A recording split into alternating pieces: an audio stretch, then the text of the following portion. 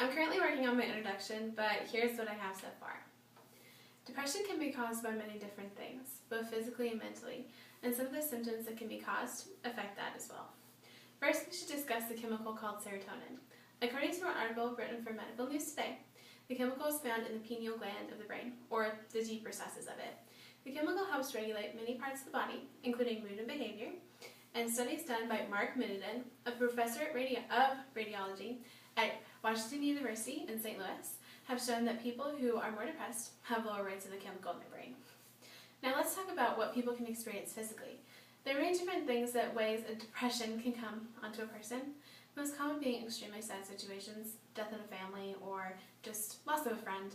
But according to the International Guide of Alternative Mental Health, it can be caused by medical problems, such as chronic illnesses, diabetes, or cancer, maybe a lack of sunshine, or even old age. But most people are usually able to distinguish the situations being different than normal. Before we continue, let's review the symptoms that many people will show. According to an article written for the Mayo Clinic, depressed people will show signs of extreme emptiness, loss of interest, anxiety, and even unexplained physical problems or pain. Now that we have looked at some of the causes and the symptoms, we can continue by discussing some of the ways depression can be treated. Depressive symptoms can be treated in a few different ways, and many things happen if it's not treated at all or well. One thing that many people who overcome depression is by the use of antidepressants. These medicines are usually specifically tailored to the person, and most of them, including Zoloft and Prozac, are used to make more serotonin. According to an article written for WebMD.com, a study by the National Institute of Health said that only 30% of people with depressive symptoms who have taken these medications go into full remission after using them, making medications a quicker and more painless process for most patients. Many others also choose to supplement the medication with therapy, and maybe even some prefer it alone. This type of treatment is called psychodynamic, and it is characterized by talking to a therapist or a psychiatrist. And according to the same article from WebMD, it is designed to help patients explore the full range of their emotions without having to take medication. Now that we can see what treatments are available, we can understand what happens when depression is not treated the right way, or even not at all. Sometimes the people refuse to acknowledge the problem, and it can lead to worsening depression and even thoughts of suicide.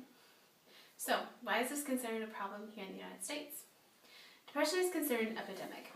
Contrary to what many people believe, depression is a large problem here in America because it's so common and people don't see the symptoms. According to a survey done by the CDC, Center for Disease Control, scientists reported that over 2 million adult participants out of 2,000 adult participants, 9.1 of them were under the criteria for depression. According to the Merriam-Webster Dictionary, the definition of an epidemic consists of something affecting or tending to affect a disproportionately large number of individuals within a population, community, or large region at the same time. Despite, however, it's not contagious, but it affects 1 out of every 10 people. Depression is an epidemic because it affects almost everyone in the country, but we don't look at it that way. We only see biological or physical reasons behind why it happens. We don't see what it might affect as many people as smallpox or typhoid, because it happens behind the scenes. Going back to the 5 influential people that I discussed before, depression can affect anyone and everyone, at least one point in their lifetime. Abraham Lincoln, 16th president and freed the slaves. Winston Churchill, who led England through World War II. Princess Diana, who raised the future King of England. John Hamm, an actor. Sheryl Crow, a country music star. And Adam Levine, the voice judge loved by many, and all have suffered from this epidemic. So I urge you to become informed on what can happen if this epidemic is not treated, and help those who need you. Depression can really happen to anyone, believe me, I know.